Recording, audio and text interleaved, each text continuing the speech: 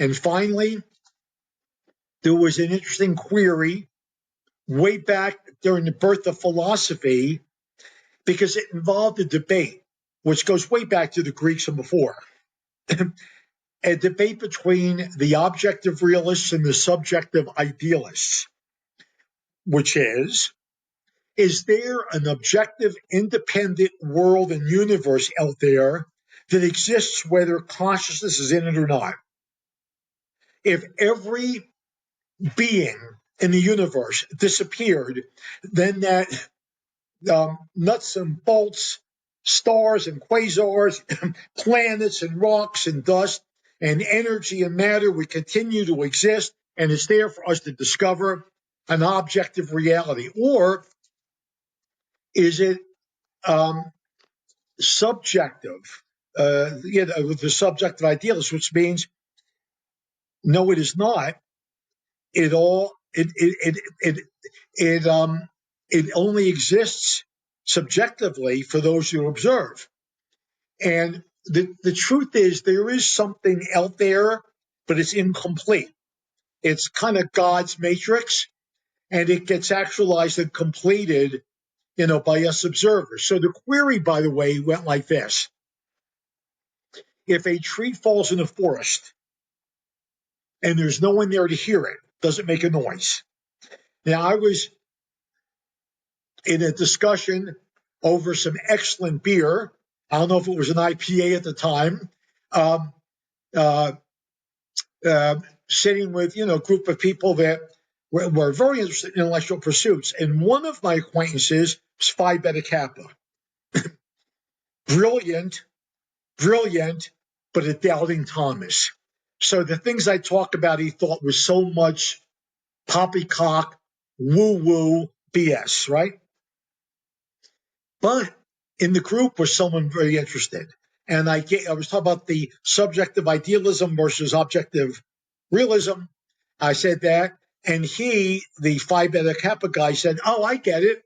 Because if there's no observer, then there are no ears and eardrums and brains to translate the sound waves or the waves in the sound. I said, nope, not at all.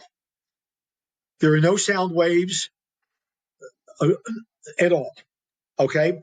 And now, by the way, so then there's nothing there? No, actually, everything is there. So what it is this. Think of superposition. The tree exists in all states at once. It's fully up. It's all the way on the ground. It's partway down. It's more down. It's more down. Almost like an oscillating tree that is moving from being up in position, down the ground, and in every position in between, like musical chairs. When the music stops, the tree is frozen. And you may see the tree in mid-fall already on the ground. It may have been on the ground 100 years, or erect. It all exists at once, like musical chairs. So, and that example is like the double-slit experiment. When the music is playing, okay, and there's 13 people circling 12 chairs, right? That's like the beam of photons or electrons. They've even done it now with atoms. They're working on trying it with molecules. It causes an interference pattern. It's all wave-like. And then when you observe it, either through direct observation or measurement is an extension of observation, it collapses the wave into a particle. So when you observe or measure, that's like stopping the music. And up until then, think of the people going around, they're a wave. And only particles occupy the chair. There are no particles. They do not exist. Music stops, the wave stops, and it particleizes. So that's an example I like to use, which is kind of like the way the double-slit experiment worked.